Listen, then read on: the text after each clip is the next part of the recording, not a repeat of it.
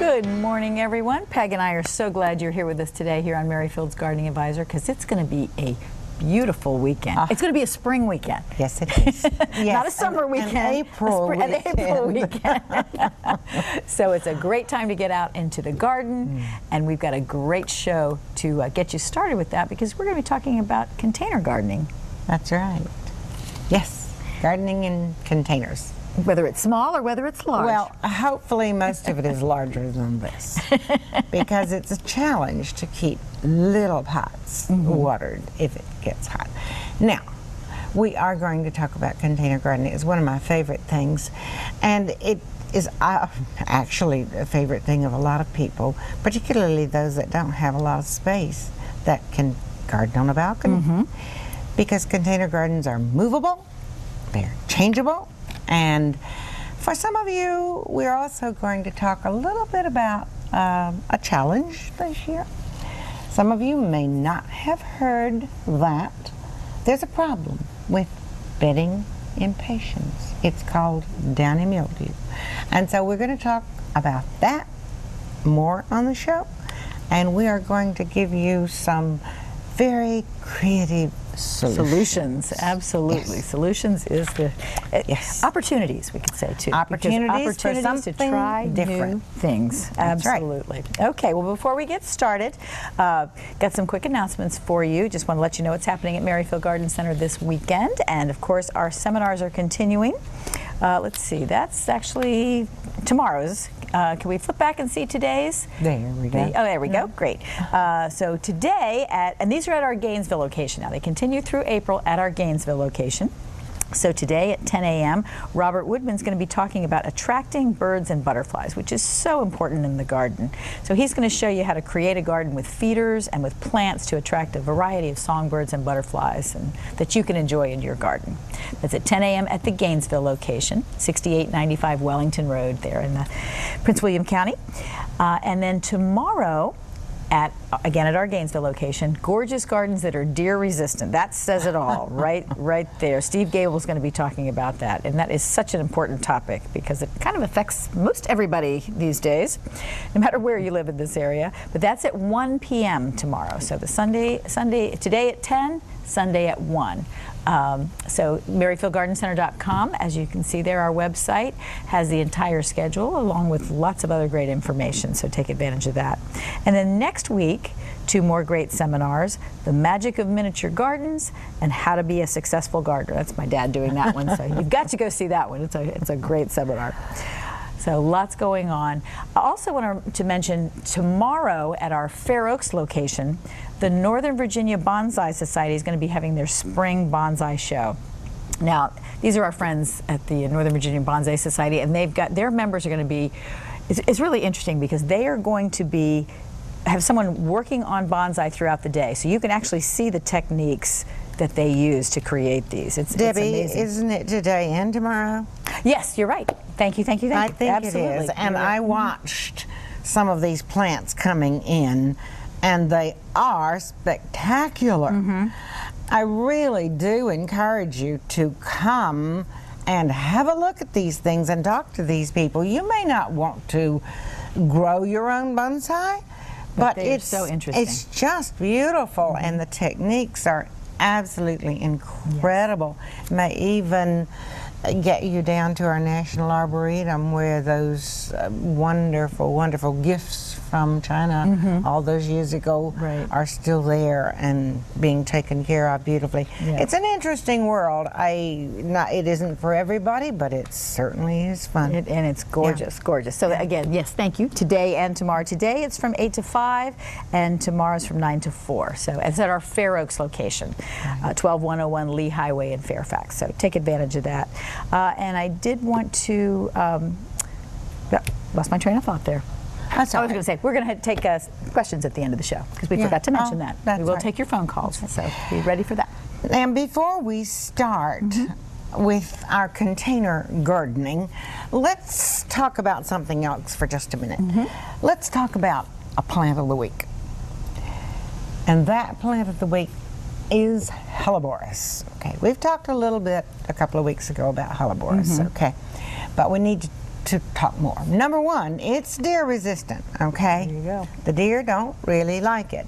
And I enjoy mine so much, I really do. And there's so many varieties out there. This one kind of stayed in the hot car a little too long yesterday, but I did go into the Fair Oaks location little garden and pick some. There are some doubles here. But now, on the sales floor, in the perennial section, we have doubled yellows too. Aren't those things just gorgeous? These are really dark ones, all the ones I happen to pick, except of course now there's also green ones. Oh wow. The choices are endless, okay? But if you want something different, by all means go in and have some of those. Now I would like to tell you also that we were so fortunate to have Dr. Alan Armitage, who is a professor at the University of Georgia, conducts a lot of research, knows all the research people in the industry. He's very up to date, very in the know, travels extensively, lectures, writes. He is an incredible man and so easy to talk to and be with, which is just wonderful. And while he was there giving some seminars, he was so gracious to do a number of little videos for us right in a row, you know, and he had very little time, but he did such a great job. And he is so into the helleborus world also.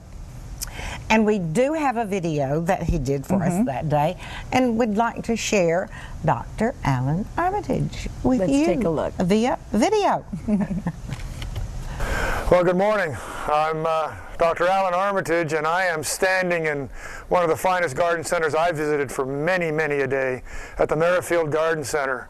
And it's such great fun to share this kind of plant material with you, because while plants are beautiful, we have to spend a bit of money on them. So let's get the right thing. You know, if you're going to spend your money, you might as well buy the best material. I think one of the greatest plants for the gardener is the Lenten Rose. The Lenten Rose has been around for a long time. This one is just coming out of the pot. It may not be as full as you'd like right now, but it will work in the garden. It will reseed. It's fabulous. And just look at the diversity of flowers that you can get from the Lenten Rose. I mean, here's a beautiful double flower, single flower, different colors. I mean, look what Merrifield has done. They've just gone out to the garden center and cut flowers. And this is what you can get in the garden with Lenten Rose. Now, having said that, plants wait for no man, and certainly plant breeders wait for nobody. There has been all sorts of activity to make this even better. Now, it's hard to get better. Deer don't like it. I mean, it's just there's no maintenance. You just put it in the ground and get it out of the way. But look what's happening with hellebores. Notice on Lenten Rose how the flowers nod down, and notice on the new stuff how the flowers stand straight up. This is the newest of the new, and Merrifield has them. This is one called Pink Frost, which happens to be my favorite, and another one, look at that, called Champion. And it is a champion of the garden. And just notice the difference. The foliage is a wee bit different. The flowers are upright, different colors, deer-proof. I can't think of anything wrong with them. So this is what's happening with hellebores. Call them Lenten Rose. They also known as Christmas Rose. They are terrific plants. When you think about gardening, don't just think about what's pretty. Think about what works. And don't just think about what works today. Think about what works for years. And the hellebores do it. Lenten Rose. So I'd say, you know, it's time to get in the garden. I've got my hellebores. I hope you're going to get yours. Let's go have some fun.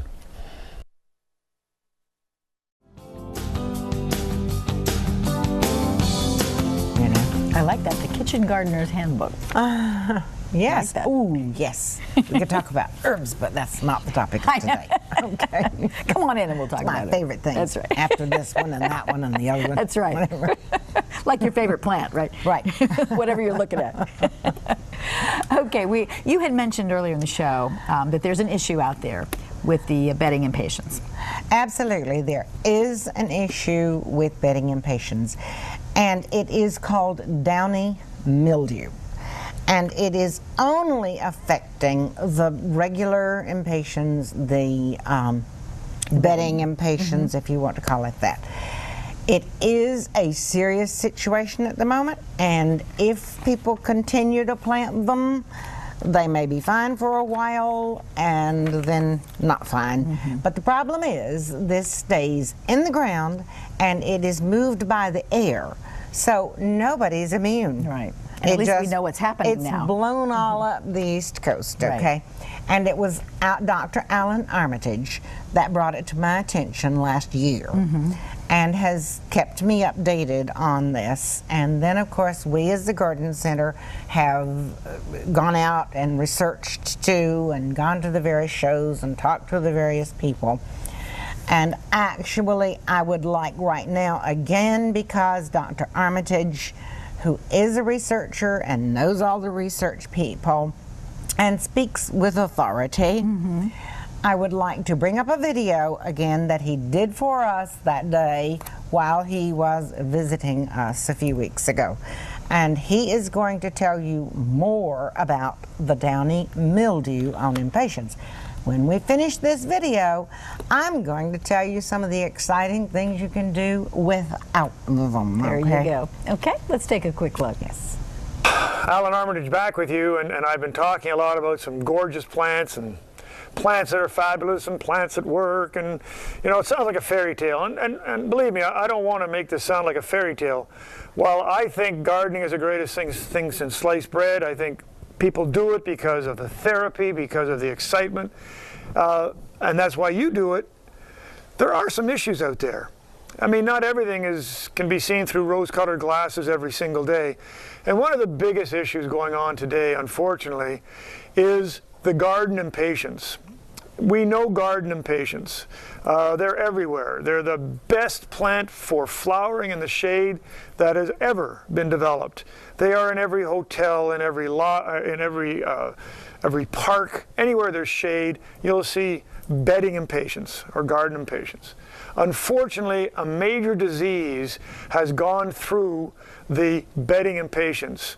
And it's a disease called downy mildew. Not that it really matters, it's not that you're going to be studying downy mildew, but the fact is that there's enough sporulation, enough spores in the air, enough spores in the ground now, that if you put in garden impatiens, the bedding types, you do it at your own risk.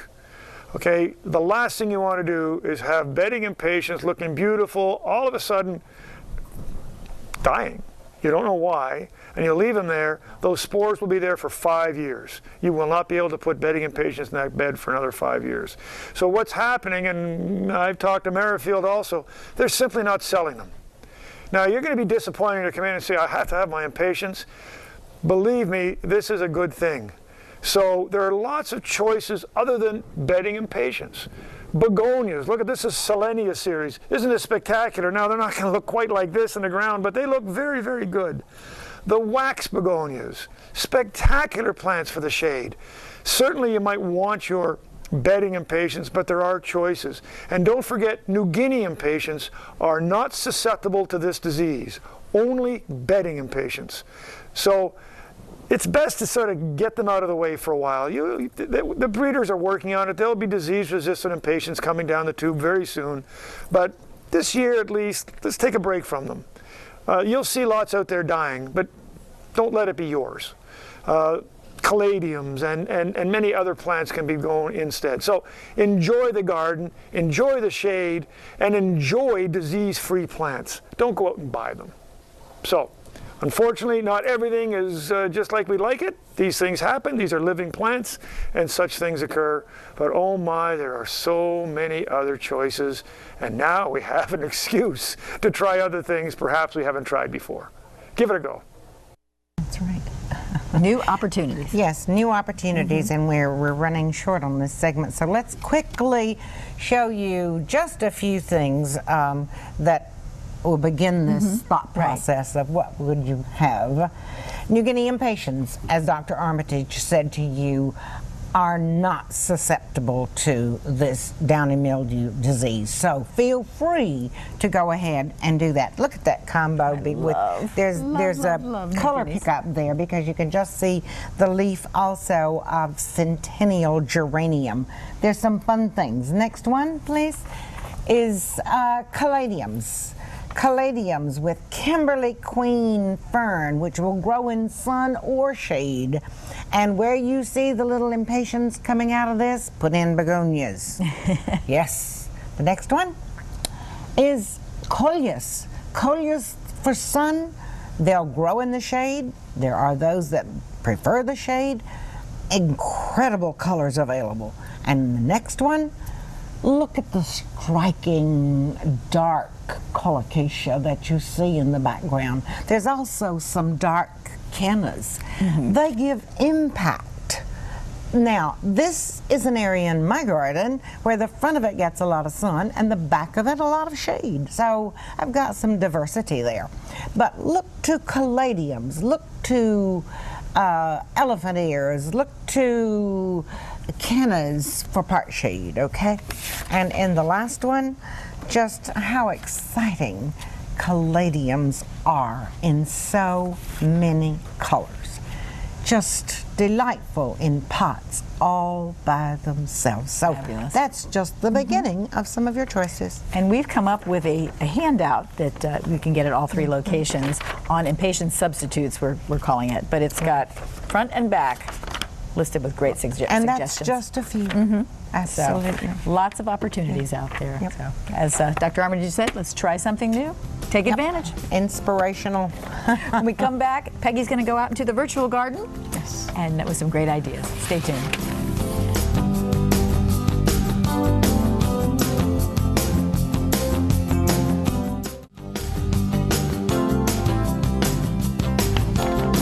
Welcome back to Maryville's Garden Center's wonderful opportunity to share with you the thoughts and the ideas that we have so many of.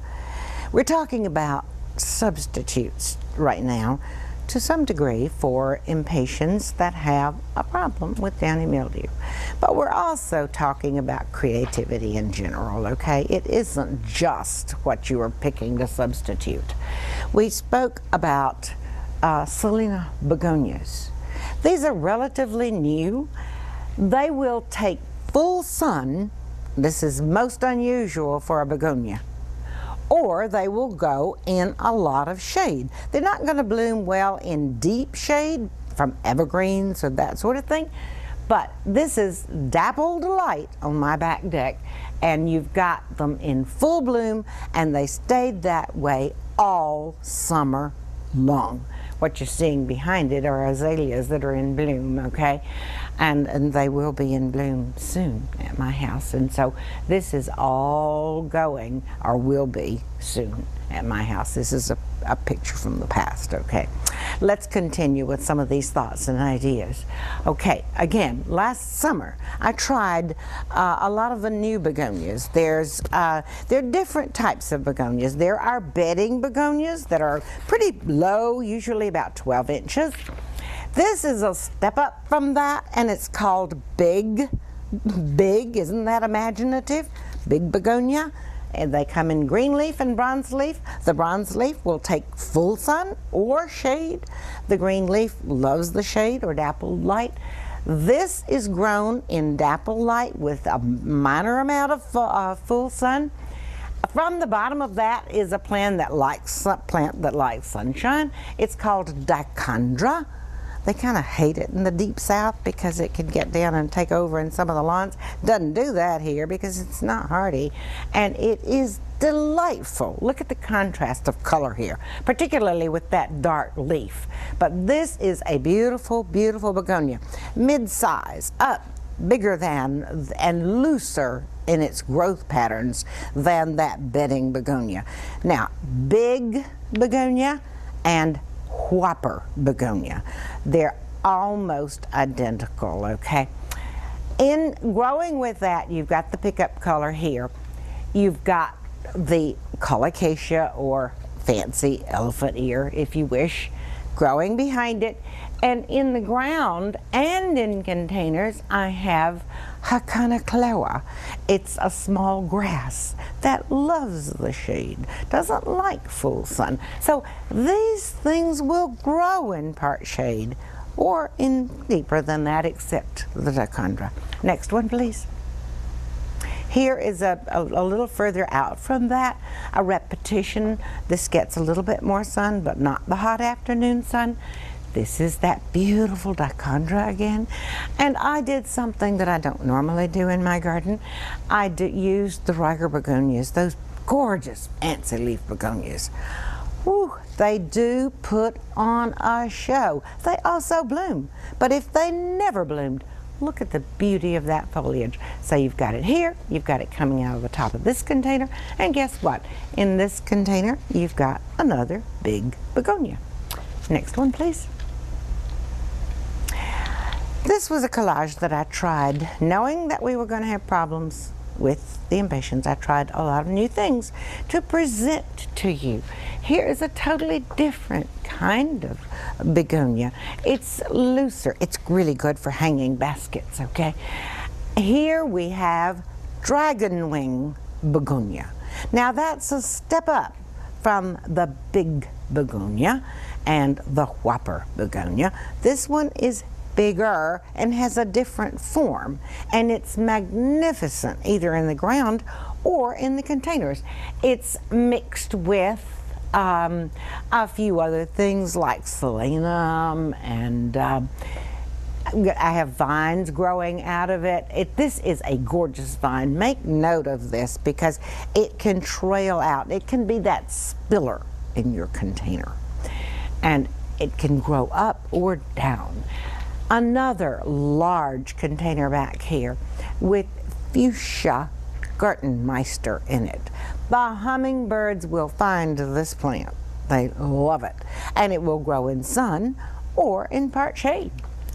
Then we've got other begonias here, and the Salinas begonia, and you can see the impatiens. Let's continue. We're going to have to roll through these a little fast, Deb's telling me. Isn't that beautiful? That's that dragon wing begonia. Caught it with the raindrops coming off. Let's go to the next one, please. Okay, I'm really glad that I'm standing here and being able to point to you, because bedding begonias don't have to be used just for bedding. They are pretty exciting little plants. Growing out of the tops of these containers here, where it gets dappled light and some full sun, are those bedding begonias, and they're short. What is below there loves sunshine. That's lotus vine, beautiful gray with the dichondra coming out of it, and repeated on the other side. And guess what? Coleus. I just went Coleus crazy that year, okay, because they're just so beautiful. And you can see massed how effective they are. Let's continue with the next one. Okay, here again, the bedding begonia. It doesn't even look like a bedding begonia, does it? Just how you use it makes a difference. In front of that is a gorgeous part shade plant called Terenia. Comes in a lot of different colors. Go to the perennials section, pick out some beautiful plants that work well with annuals, and one is euphorbia. Next one, please.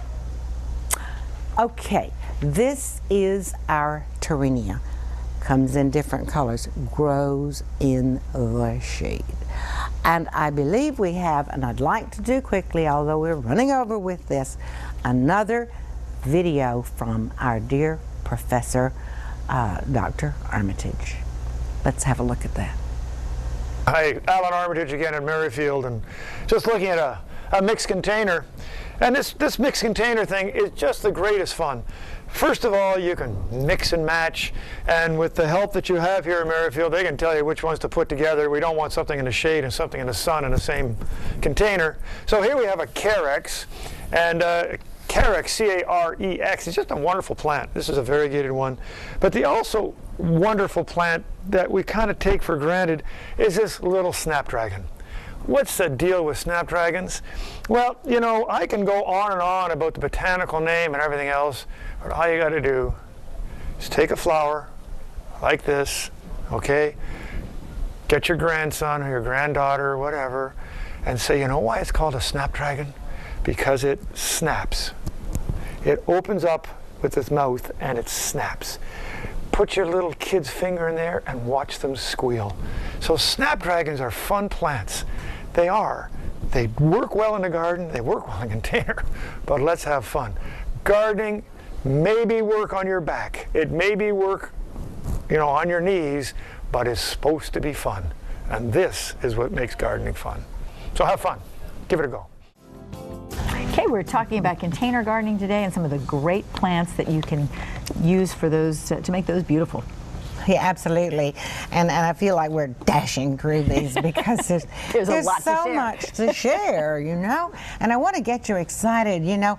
Yes, I cried my tears for a few minutes because I love impatiens and I really need them, I thought, you know. Okay. But in some of the pictures that you've seen already, you can see I didn't miss them, That's okay? right. And like I said, opportunity to get more creative. Let's dash through just a few of these additional pictures, though, because I do want to share, and I do want to speak a tiny bit to things that like sun. In this particular container, there is a plant called strobilanthes, and it doesn't bloom.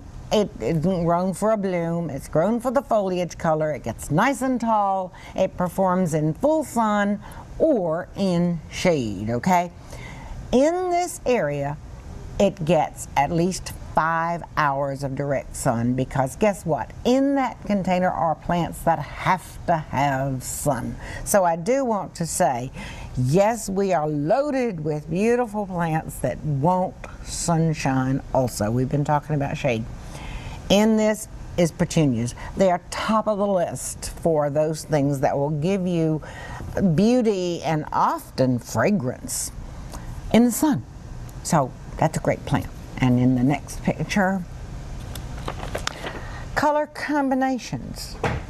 When our customers come into the garden center, it's such joy to say, have you tried this and have you tried that? Look at that. Beautiful. It's lantana and coleus. But it's a color pickup and it's very exciting. The next picture is very different. It's very soft, more pastel. There's something for everybody. This will grow in full sun or in part shade. And while these particular dianthus are not considered perennial, they often perennialize. And with that, this beautiful gray, and I can't be without gray in my containers or in the ground because it just sets everything off. Wonderful, wonderful Dusty Miller. And you don't have to have everything blooming. Those are beautiful colors in the Dusty Isn't Miller. that sweet? I like it. Yes, let's look at a few others. Quickly, we'll go through these. There, I mentioned Selenum. Often it's called sweet potato vine. It isn't a true sweet potato vine, but it is beautiful. Look for it this year. I don't think we have it this week, but we will have it next week. And guess what? Shown with million bells. These need sun also. They are not shade tolerant. They are okay if they get 5 to 6 hours of full sun. And I think we have another suggestion. Now is the time. Now is the time for you to get your strawberries in. Whether it's in a strawberry jar or in the ground, go buy your strawberries now. You will not be sorry. Let's come back and we're going to wrap up with just a few more exciting plants because I've made a mess of them right here. And you know, some of them really go together well. I spoke to you about the differences in begonias. This is the little bedding begonia that you see so often. It is magnificent. Here is the red begonia, or whopper begonia. Gets taller, has much larger blooms. Just very, very exciting. Different, totally different type of begonia. The different Riger begonias, or Rex begonias, either one are beautiful and have lovely leaves. And then the Solanum begonia. Different types of begonias all love the shade. Now, if you go into the greenhouse, and what a wonderful support system the greenhouse is, because you can grow these things out in containers and then move them back into the house. Yesterday we had the most marvelous delivery come in, and I picked up some things that are nice and big, will get nice and tall, and have a contrast of the width of the leaf. And this is a ginger, a variegated ginger. You can also find, and you could grow these even in complementary containers, okay? You can really do a lot with the color in foliage. This is a Dracaena. It's a lot wider leaf than the Dracaenas that you'll often find for sale out in the annual section. And then here is another. The Wandering Jews are so beautiful. This seems like a close relative to me. It's Roeo, okay? But look at the color in that. Absolutely beautiful in a container. Color in foliage. But look how lovely this is together, okay? Combinations put together. Now, Debbie, it's pretty important that we give them another miss. We do. We're going to take a break, and when we come back, we're going to take your phone calls. So if you have any gardening questions, please give us a call, 703-387-1046. We'd love to talk to you in just a couple of minutes.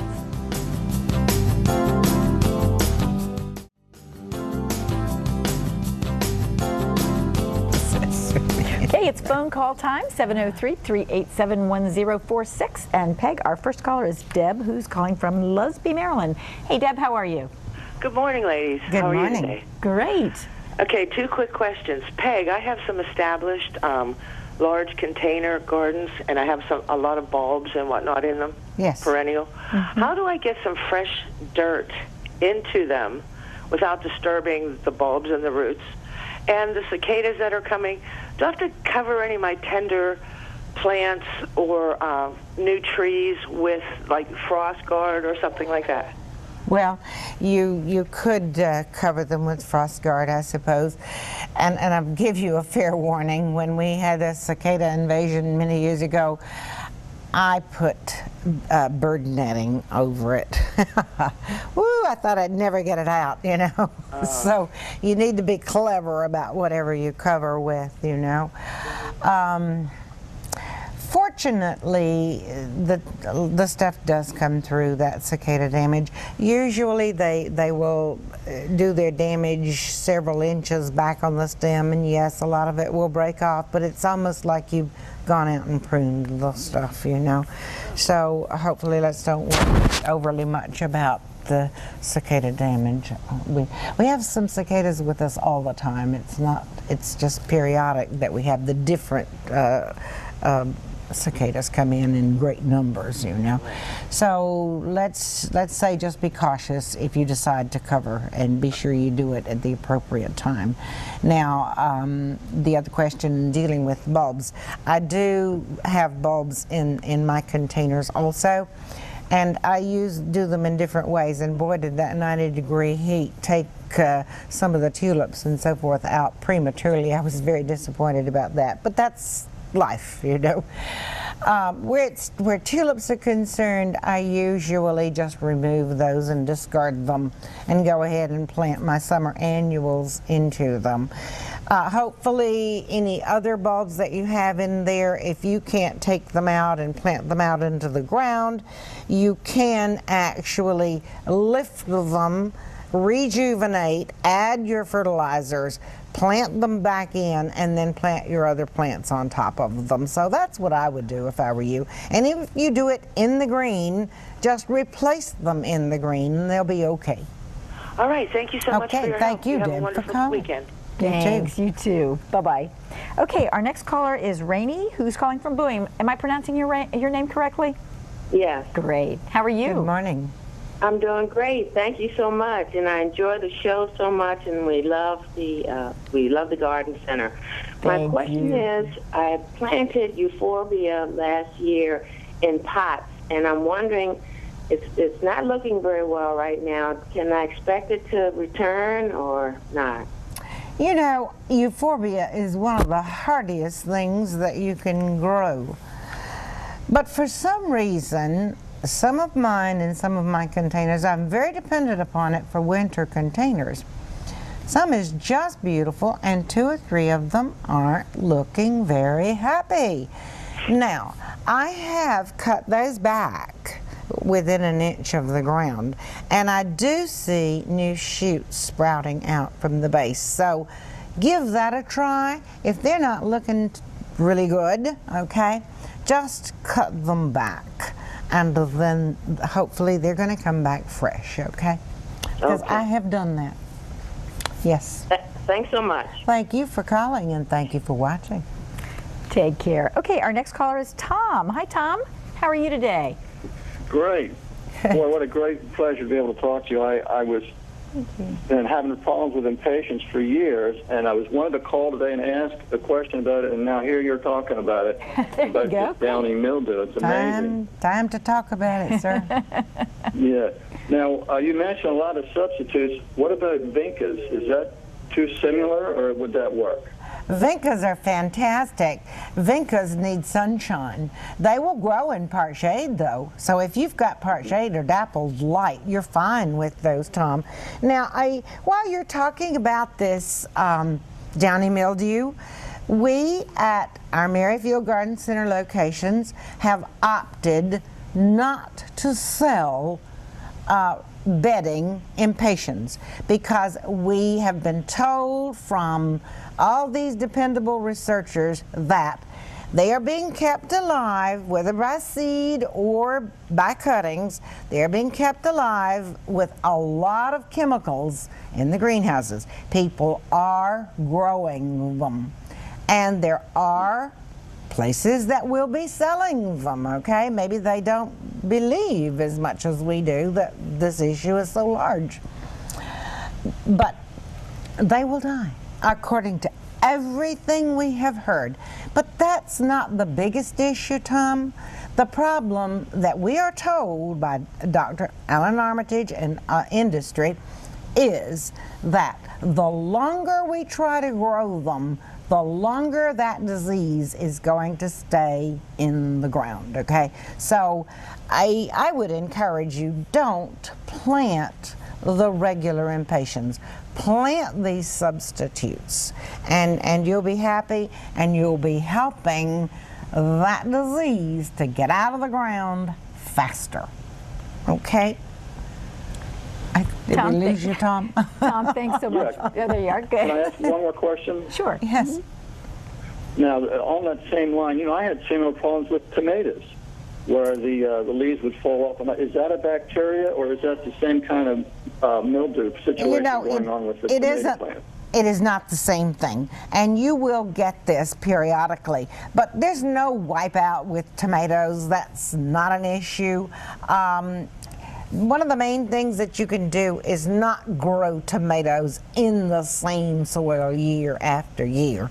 Grow them in fresh soil in your containers and move them about in your garden, okay? And you should be okay with that. And of course, some of the disease-resistant ones is a good idea too if you've had problems in the past. Excuse me. We are not talking about the same thing here. With impatiens, it's a wipeout. With tomatoes, it is not. Okay? Tom, thank you so much. We hope you have a great weekend. Thanks for the call. Bye-bye. Okay, we're going to take a quick break, and we'll come back with more of your phone calls. Stay tuned.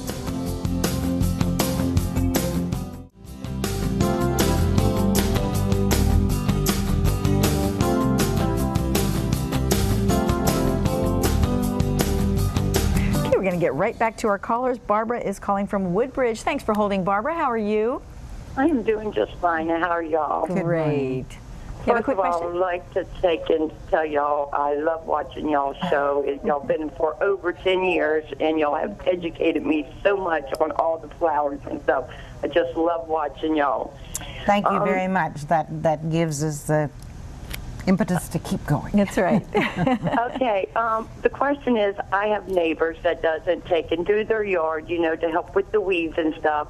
And my yard, the grass and stuff is doing, you know, I get a little bit of weeds, but my flower garden, I'm having trouble with the weeds staying out of my flower garden. Is there anything I can use to help that area? Well, there's many different directions that you can go with that, and depending upon, you know, what you have growing in that area. An organic method, and wherever possible, that's the method I go with. I do resort to Roundup every now and then. I am not anti-chemical. I am very judicious use of chemicals. Right. But Roundup is the one, but it'll kill whatever you put it on, okay? So you have to be careful. When it comes to flower beds, wherever possible, I will pull those weeds, and between the various plants, I will lay down 3 or 4 layers of newspaper and mulch on top of those with a good inch of mulch, and that will take care of weeding in between for the entire season. And then it degrades and becomes a part of your soil, so it's wonderful. That's what I do. With some weeds, there's just no other way than to get in there and pull them up, you know? But that's how I do it. I either do it with newspaper to control them, or I will judiciously use some Roundup, depending upon what the weeds are. That's about it. Okay, I sure do appreciate it. I'm going to try the newspaper Roundup first before I try the Roundup chemicals. Good. Thank you. Thank you so much. You're welcome. Y'all have a good wonderful day. Thanks, you too. Bye-bye. Okay, Laura is calling from D.C. Hi, Laura. Hi, good morning. Good morning. How are you? Hi, thanks for taking my call. I just love your show. Thank you. I had a question regarding shade gardens. I have a huge, when we were a kid, we called them cigar trees. They have the, like, cigars, sort of, I guess, blooms that hang off the tree with the huge leaves on it. And it covers a huge canopy in my backyard. And I've tried every range of plant back there and no success whatsoever.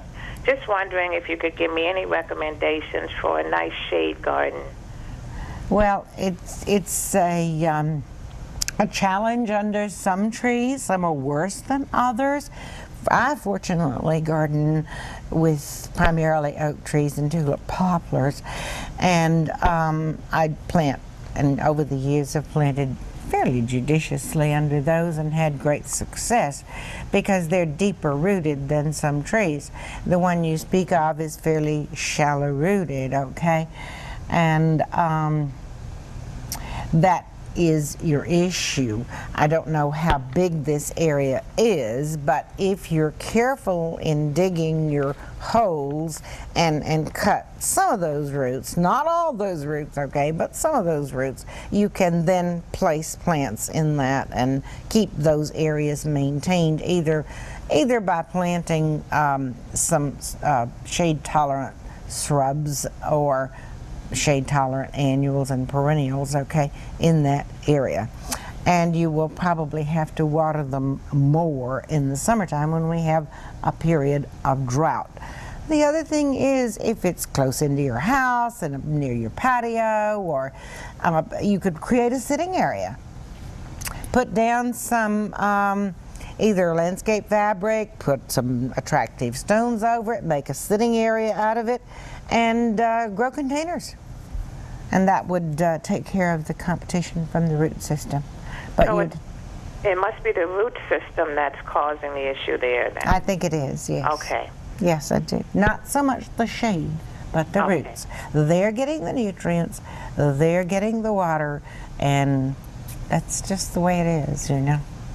Happens with some of those trees. A lot of people with large maple trees, we're not talking Japanese maples, but the large maple trees have the same issue, particularly with silver maple, okay? Okay. Yes. So good luck. Try one of those things and see how you like it. Okay, well, thank you very much. Thank you. And have a good weekend. Thank you. You too. Well, my apologies to Carmencita and Clara. We just didn't have time because we've got less than a minute left in the show. Is there anything you'd like to wrap up with? Well, I really would like to encourage people to come to the seminars and to come to see this bonsai show because it's wonderful. And come to see the show that we've got at the garden center. Color. It is so delightful to walk out and see the color. I said to Debbie, who was out in the annual house yesterday, it's breathtaking. I know. And everybody says it's so therapeutic. Yes. It was just wonderful. Just so great. So be out there and be happy. Next week, Peg's going to be back and we can talk about small containers with big impact. That's right. Yes. So we hope you have a great weekend. As Peggy said, come to the seminars, come to the bonsai show, and come by to see us. Take care. We'll see you next time.